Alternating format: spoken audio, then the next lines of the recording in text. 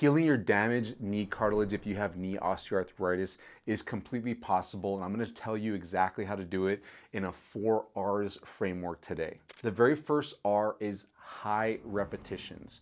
Now we know this, there's medical evidence to back this up, that high repetition activity, like usually they talk about using a bicycle or walking, because you're moving your knee repeatedly, it allows you to circulate the fluid inside the joint so that you can get the nourishing fluid to the cartilage where it's injured. If you can do that, the reason why it's important is because there's not a good blood supply to the cartilage on the end of the thigh bone or in the cartilage on the inside of the joints, because there's the meniscus and other things inside the knee. But the fluid, the articular fluid, we call it synovial fluid, the fluid inside the knee joint, it has nutrients that helps to heal the cartilage, and it's made by the lining of the joint. We call it the synovial membrane on the inside of the joint. There's cells in there that help to make new synovial fluid while taking the bad stuff out of the current synovial fluid, because as you're healing, you develop waste products, and that stuff has to be filtered out. And so by doing some movement, you can circulate the fluid, because that fluid isn't connected to your heart, so your heart doesn't pump it like it pumps your blood.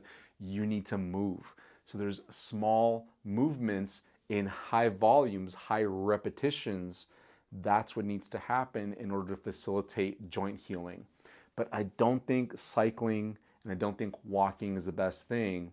I'll tell you more on that a little bit later. The second R is resistance. You got to keep the resistance low, because when you start to add resistance, and what I mean by that is, like if you're on the bicycle and you increase the intensity or the resistance going through the pedals, it's harder to push the pedals, then it's going to make you activate muscles harder, and it's going to compress the knee joint, which could irritate the situation. It could irritate the cartilage inside the knee joint.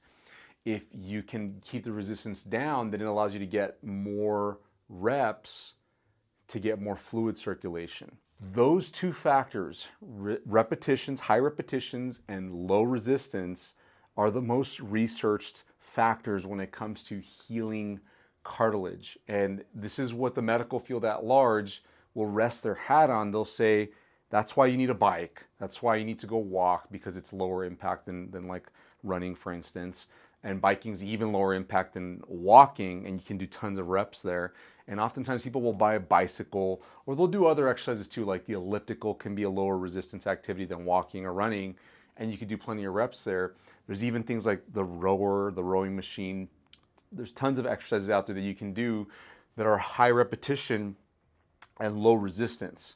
But there's 2 more R's that the rest of the medical field is overlooking, and I'm going to share them with you right now. Okay, I want to tell you about our knee arthritis recovery program.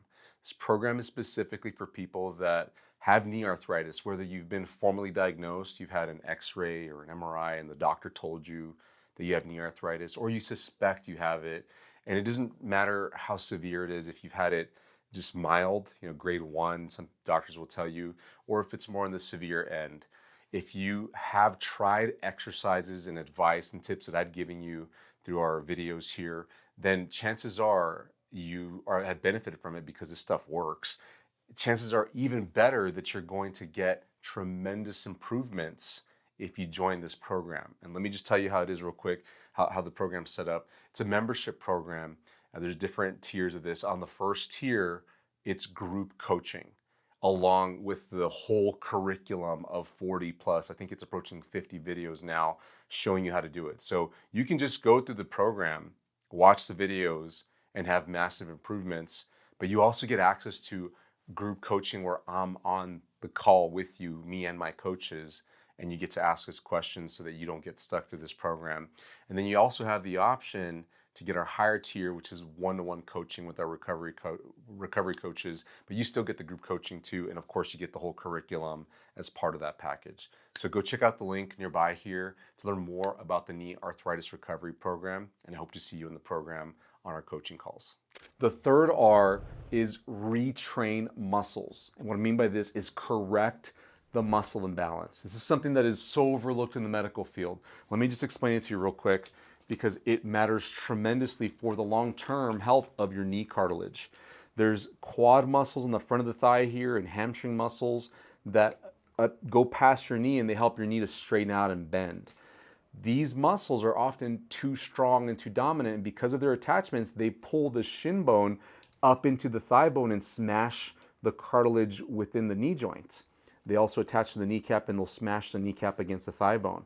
There's some muscles up in the hip, particularly the glute muscles, the butt muscles. If we can get those stronger, we can get them to activate first. That's all we need to do is get them to be used properly. Then we can allow the thigh muscles, the quads and the hamstrings in the back of the thigh to behave normally and not put so much pressure through the knee joint. This is advanced stuff. This is something that isn't well studied in the research because nobody's talking about it right now. But if you can get your glutes to activate during cycling, during walking, during the elliptical, or while using a rower, what it does to your knee joint is it offloads your knee joint because now you're using these power muscles in your hip and you're not relying on the thigh muscles anymore to do the activity, to do whatever exercise you're going to do. If you can force your butt muscles to work harder and get most tired during these exercises, then it can become an excellent thing to get those high reps with low resistance because you're not compressing the knee joint excessively. Once you can turn on the glute muscles during cycling, which is harder than some people think. Some people really struggle with this. They cannot activate their glutes very well. But once you can get those glutes to consistently activate whenever you're pushing through the pedal, or if you're standing, whenever you walk and you put pressure on a leg, your glute should activate. If you're on an elliptical, when you push down on that pedal, your butt muscle on that side should activate. And then as you push down with the other one, the other butt muscle should then activate. And you should be alternating glute contractions, whether you're cycling, using the elliptical, or walking. And if you're using a rower, because both legs are pushing away at the same time, both glutes should activate at the same time. If you feel like you leave the exercise and your glutes are not that tired, it's more your thigh muscles that are tired, then what you're doing is slowly building yourself into a worse muscle imbalance because you're using your quad muscles and your hamstring muscles too much, and it's going to compress that poor knee joint, and over time, you're going to get irritated cartilage inside your knee joint. But if you can get your glutes to work more, then you're going to take pressure off the knee joint and you can go do that cardio exercise with high reps and low resistance so that it can begin to benefit your cartilage and you're taking pressure off the knee joints gradually over time. The fourth R is to reinforce or to get stronger. Once you're in the habit of using your glute muscles on a consistent basis with every cardio activity, it doesn't have to be perfect.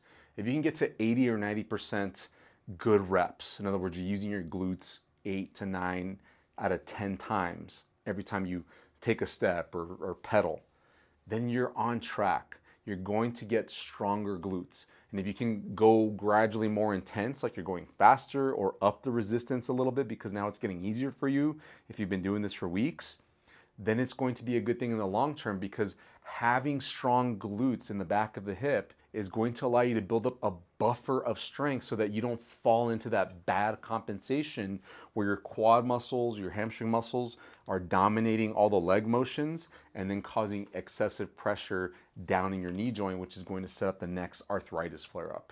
You need to know how to always be using your glutes and how to get your glutes very strong so that they will work for you for the rest of your years. It's a common misbelief that you cannot heal damaged knee cartilage once you have injured it or damaged it, but I think it's completely possible if you do the right things. If you're looking to learn more about how to avoid getting knee replacement surgery, especially if you've been told that your knee joint is bone on bone and you have damaged cartilage, go check out this video. It's called 13 Powerful Tips to Avoid a Knee Replacement if you have bone on bone knee arthritis.